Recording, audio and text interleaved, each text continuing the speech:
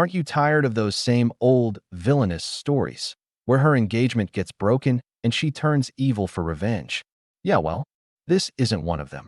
Because when the second Prince Kyle publicly dumps Scarlet Elvandimian in the middle of a royal ball, she doesn't cry, or faint, or curse the heavens. She simply decides to punch someone. It all starts at a dazzling ballroom. The nobles are whispering, and Scarlet's fiancé, or should we say ex-fiancé, Kyle, the ever-arrogant second prince, suddenly announces that he's breaking off their engagement. Why?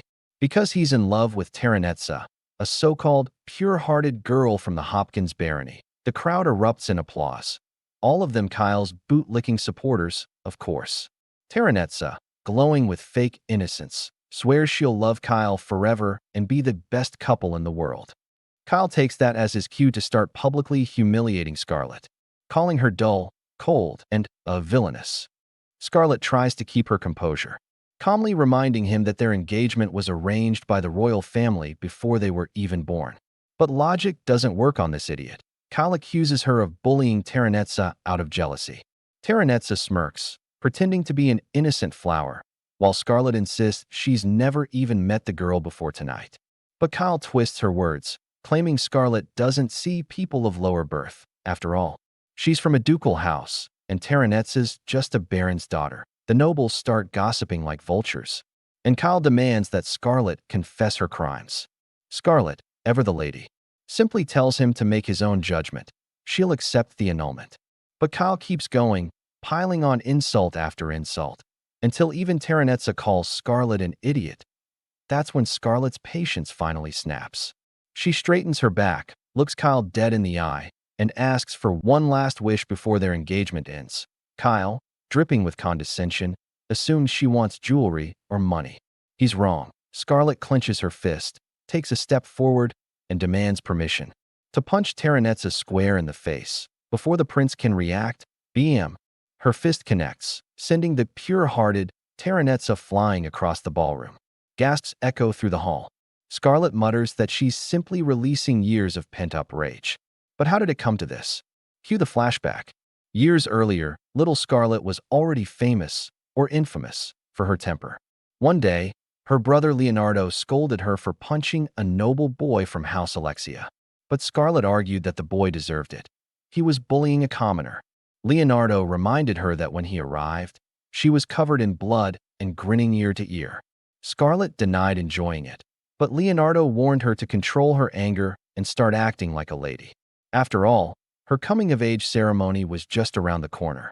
At that ceremony, Scarlet was minding her own business when Kyle, the ever-brilliant second prince, approached her. She politely greeted him with proper decorum, which apparently offended him. He called her stupid for being formal and demanded that she serve him.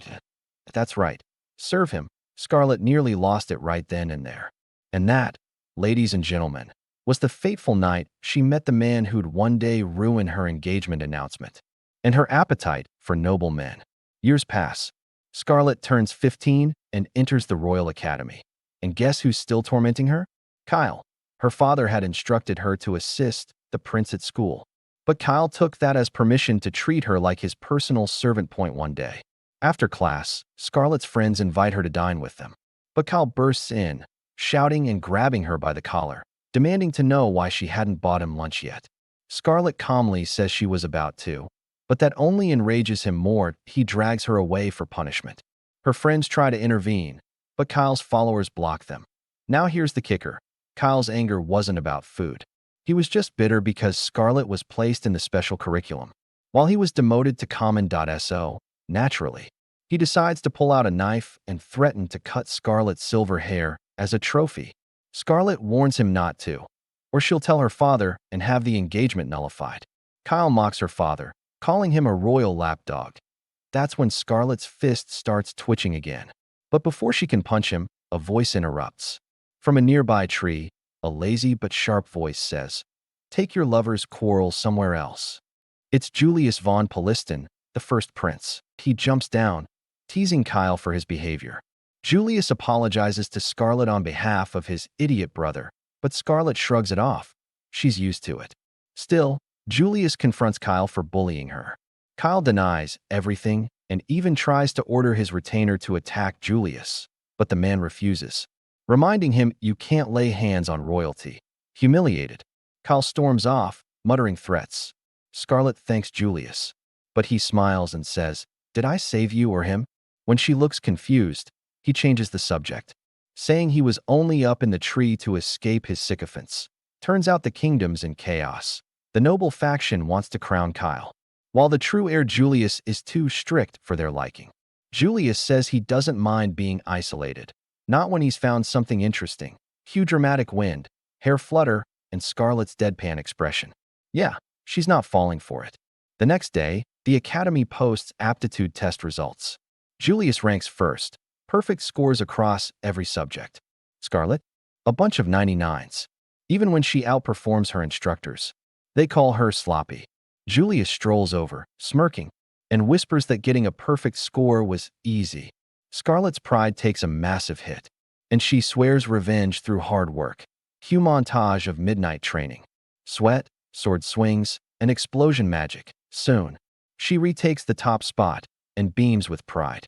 Julius congratulates her, patting her head, saying he enjoyed watching her secret training. Her friends tease her, but Scarlet insists they're not close. The next morning, she ignores Julius completely. At lunch, again. After school? Yep, still ignoring him. Julius keeps showing up by coincidence, claiming he likes watching the icy rose make faces. Scarlet's not sure whether to be flattered or alarmed. Then, he asks if Kyle's still bothering her. When she says no, Julius casually brushes her silver hair and admits he's glad she didn't lose it. Then he whips out a wildlife notebook, and Scarlet's listed inside as an animal, and before she can react, he proposes engagement. Scarlet gives him a death glare so cold it could freeze lava. All those years of humiliation, frustration, and romantic chaos boil down to this moment, the night of the ball. Terranetza's fake tears, Kyle's arrogance, the noble's mockery. It all piles up, and so Scarlet snaps. She punches Terranetza into next week, silencing the ballroom. Kyle lunges at her, but when Scarlet glares, he freezes, literally falls to the floor in fear. Now, she's had enough. She puts on her gloves and tells the nobles to brace themselves. The nobles panic, calling for guards, but Scarlet knocks them out with a sleep spell. Seeing her magic, the nobles start begging. One offers his daughter in marriage, another his slaves, another his wife. Scarlet is utterly disgusted. If they can sell others to save themselves, then maybe they deserve a good thrashing. And so she delivers. Bam. Thud. Crash. Nobles fly like bowling pins. Someone in the crowd remembers her old nickname, the Mad Dog Noblewoman. And tonight, she earns it back. After flooring half the nobility, Scarlet turns to Kyle, who's trembling on the floor. Just as she's about to land the finishing blow, her brother Leonardo rushes in, yelling for her to stop. But too late. Kyle's already airborne. From behind Leonardo, Julius appears, laughing softly at the scene.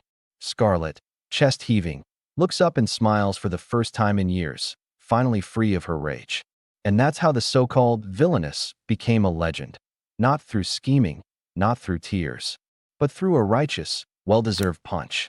That wrap, Scarlet feels a wave of relief seeing both the prince and the corrupted nobles lying on the floor. But that relief fades fast when she spots her brother panicking and the prince laughing like it's comedy night. Julius steps in, demanding an explanation. Why did she do it? Scarlet crosses her arms and calmly states that all the nobles present were knee-deep in crime, and instead of showing remorse, they bragged about it. So, she decided to educate them with her fists. When Julius asks for the real reason, she admits flatly, "They annoyed me, so I beat them up." Julius grumbles that it's unfair. He didn't even get to see the brawl live. Meanwhile, poor Leonardo is losing it. The decade-long peace is over, chaos is back, and he's stuck wondering how to break the news to their parents. Before he can spiral further, Scarlet's vision blurs, her strength drains, and she collapses on the spot. Days later, she's mumbling about hearing church bells and remembering Governor Cronoa's blessing. When Scarlet finally opens her eyes, she's greeted, not by flowers, but by an assassin with a dagger aimed at her face. Startled, she does what she does best, punches the assassin clear across the room. Hearing the noise, Leonardo rushes in, sighs at the sight, and mutters something about trouble as soon as she wakes up. Still, he grabs her hand, relieved she's alive. Scarlet apologizes for worrying him, but when he asks her to promise not to hit anyone again, she immediately rejects it. That's when Julius struts in, calling her Sleeping Beauty. He informs her that the royal family officially recognized the annulment of her engagement with Kyle. And Kyle's been disinherited too. Scarlet asks about her punishment, but Julius grins and says there won't be one. In fact, she's become a national sensation. Apparently, she's now hailed as a heroine, the bloody princess who delivered justice with her fists. Leonardo panics again, relieved the mad dog Noblewoman nickname is gone, only to realize she's got an even scarier one now. Julius goes on to reveal that the one who united all the corrupted nobles under Kyle was none other than the Prime Minister, Godwin Bene Carmine. Leonardo adds that someone's been helping the nobles behind the scenes, and they plan to crush the entire faction in one strike. To stop Scarlet from refusing, Julius plays the guilt card, saying she's been nothing but trouble for her poor brother. But Scarlet fires back that it's his fault her brother's always tired since Julius works him to the bone. Leonardo quietly mutters that both of them are the problem. Julius then reveals they've already placed a spy within the second prince's faction. He summons the spy, who turns out to be Sigurd Forgave, Kyle's former retainer. Sigurd bows deeply and apologizes to Scarlet. She smirks, teasing him for his perfect acting and loyalty to Kyle. Julius, being Julius, suggests she vent her resentment with a single punch. Scarlet doesn't hesitate. She swings, but misses on purpose. Seeing his resolve, she pats his cheek and forgives him for protecting her despite being under Kyle's command. Sigurd thanks her, visibly relieved. Later, Scarlet wanders off, deep in thought, wondering what her friends must think about the ballroom incident and how she'll explain it to them. She also hopes she can finally spend some peaceful time with them. But that peace ends fast when she heads to a warehouse to confront the maid assassin. When she gets there, she finds only a discarded maid uniform. Suddenly, a dog lunges at her. Instinctively, she flips it over and pins it down. Turns out, the maid was actually a beastkin named Nanica. Scarlet sighs, asking the dog to drop the act and return to human form. Cornered, Nanica transforms, and surprise, she is actually a he. He grabs a knife to finish the job, but Scarlet notices the slave crest on his body, forcing absolute obedience. She offers him a deal. She'll free him from the crest if he tells her who ordered the hit. Nanica agrees, if she can actually do it. Scarlet then tackles him and activates her blessing, reverse. She explains that every human is born with a god's blessing, but only a few can awaken and channel it. Her blessing comes from Cronoa, the god of time. She uses it to revert Nanica's body to its original state, a terrifying ability that even the royal family wants to keep under their control. The downside, it drains her life force. That's why she fainted at the ball. Nanica, awestruck, can't believe such power exists. Scarlet warns him to keep quiet, or else he will get punched. Nanica, grateful and honest, promises to protect her secret, saying beastkin always repay kindness. He then reveals the shocking truth. His master was none other than the Prime Minister, Godwin Bene Carmine, the same man who united the corrupted nobles. He ordered Nanica to assassinate her as revenge for punching his son at the ball. But the real mission wasn't to kill her. It was to spy on the Duke's family. According to Nanica, Godwin uses slaves to infiltrate noble houses, blackmailing them into obedience. Scarlet clenches her fist, furious, and declares she's going to punch Godwin personally. Nanica desperately tries to talk her out of it, suggesting she leave it to her brother and Julius. But Scarlet refuses. If she's going to be a lady, then she'll handle it with her fists. Nanica finally tells her that Godwin visits a slave auction once a month, and one's coming up in a week. He asks her to take him along since he can blend in with the traders. Scarlet agrees. What she doesn't realize, though, is that Julius has been eavesdropping the whole time. 3 days later, Scarlet and Nanica make it to the slums. Scarlet immediately gets scammed into buying a rock for a gold coin, thinking it's mithril ore. Before she can explode, she senses something off and calls out Julius, who casually admits he followed her because he doesn't want to miss her roasting the entire slave auction. He also adds that he wants to see the kingdom's darker side firsthand before becoming king. then admits the real reason. He just wants to watch the chaos unfold. Suddenly, some thugs appear, and Scarlet's eyes light up like a kid on her birthday, ready to fight. But Nanica holds her back, suggesting they talk first. Nanica politely asks the thugs if they know a broker named Junk, offering a reward. But they refuse, mocking her for being the lady who paid gold for a rock. To make it worse, they beat up the kid and steal his coin. That's when Scarlet snaps. She crushes the rock in her hand and throws it at them, activates physical enhancement and acceleration, and charges straight in. Her first punch sends one thug flying. The second one's bones crack under her strike. She kicks the third so hard he flies off toward the sky. When one of the thugs recognizes her, the cold eyes, the short temper, he realizes who she is. The Fist Princess, the nickname she has in the slums. Scarlet thanks him for remembering, then knocks him out anyway. Julius strolls up, teasing her that her face looks unsatisfied, like she didn't punch enough people. Scarlet glares at him, clearly tempted to fix that. Julius then says he'll handle the next part since Nanica's identity might blow their cover. A while later, Julius finds and interrogates the broker, Junk, and easily extracts the name and location of the traitor. When Scarlet asks how he managed that so fast, Julius proudly admits he just lied, said he knew Junk's crimes and could jail him for life. Scarlet praises his talent for deceit. Julius smirks and warns her not to underestimate him. The group then gathers to discuss how to infiltrate the upcoming slave auction. That's when Nanica, thinking hard, proposes a rather unexpected idea. Scarlet and Nanica approach the slave trader Lord Zatharin, using a cover story of Scarlet seeking to buy a slave. The trader expresses surprise at seeing a noblewoman defy her parents to purchase a slave, especially by meeting with someone like him. Scarlet explains she had no other choice and inquires about his connection to Junk. Zatharin clarifies they share no relationship, only a contract to deliver valuable slaves from the slums. Elves, dwarves, demons, or beastkin like the one she brought. Startled, Scarlet asks how he knew Nanica was a beastkin. Zatharin laughs, noting her appearance and the noble's habit of collecting rare specimens, chuckling at his own jest. Scarlet clenches her fist, ready to strike, but Nanica urges her to restrain herself. After his laughter subsides, Zatharin asks what kind of slave she seeks. Scarlet reveals she doesn't intend to buy one, but wishes to attend the slave auction in a week. Zatharin outlines the conditions. She must undergo a review and complete at least 6 slave transactions over half a year. Scarlet assures him she's prepared to pay any price. Zatharin declines her money, proposing instead that she offer her slave as payment. In return, he'll escort her as a distant relative. Smirking, Scarlet agrees if that's all it requires. She marvels at the brazen conduct of this forbidden trade, thriving openly in the city center among prominent nobles. Concluding their business, Scarlet praises Nanica's plan and its success.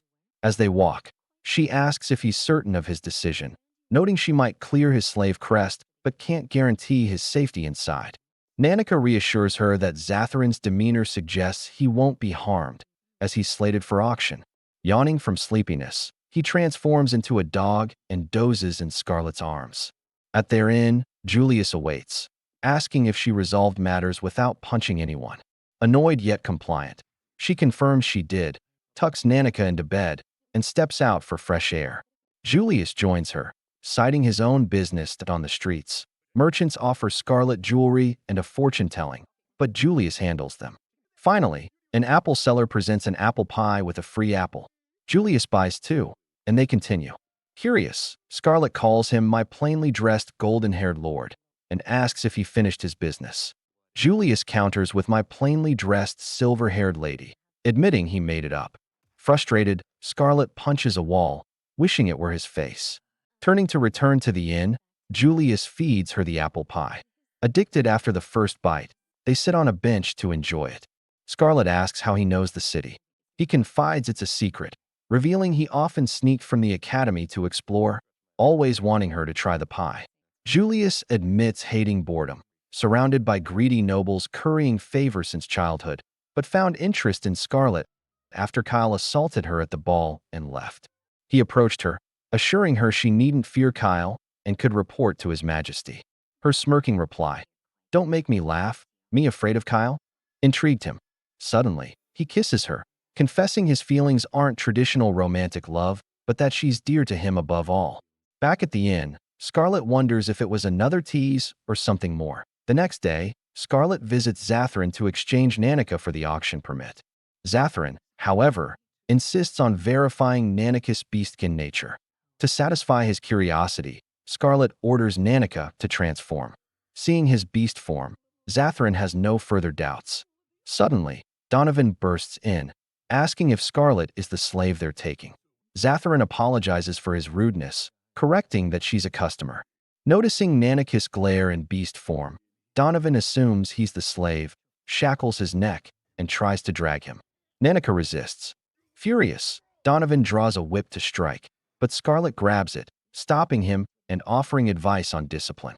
Zathrin warns her that Donovan, a former A-rank adventurer, requires Knight Captain-level skill to handle. Undeterred, Donovan tries to drag her with the whip, but she doesn't budge. Confirming Donovan isn't for auction, Zathrin calls him his bodyguard. Scarlet lifts and punches him, sending him flying. She frees Nanica's shackles, heals his wounds, and promises to stay strong until she retrieves him, offering to compensate for the broken window. She's surprised when a terrified Zathrin waves it off, asking only to set a meeting time for the auction, returning to the inn. Scarlet finds a familiar carriage outside. Leonardo emerges, annoyed, demanding an explanation. Julius sold her out. At the palace, Leo fumes at their recklessness, risking themselves despite their importance to the kingdom, especially Scarlet, a 17-year-old maiden with a notorious reputation. Scarlet escalates his worry by revealing the auction is in 2 days. Leo demands she return home, but she refuses, explaining that since her engagement ended, she's reverted to the mad dog Noblewoman. She questions why the rich prosper while the poor suffer, and why figures like Godwin and his faction evade justice. She finds punching greedy nobles deeply satisfying. Leo panics at her words, while Julius finds it amusing. Scarlet justifies it as the Duke's daughter, but Leo warns it'll ruin their house's reputation. He adds that Godwin may link to the Vanquish Empire, a neighboring Dragon Rider kingdom, with Godwin contacting the Redski Dragon's aerial core. Meanwhile, at Godwin's mansion, he meets cloaked figures, ordering them to eliminate her. One smirks and departs on dragons. Someone approaches with a strange weapon, a gift from Goddess Palmia. Godwin shows a pendant from her too, but the figure shoots him. It's Terranetza, explaining the weapon can defeat even the fiercest foes, urging him to use it against his enemy. Wraps up today's recap. What do you think about this episode? Drop your thought in the comment, and if you liked this recap, don't forget to like, subscribe, and turn on the notifications so you never miss the next one.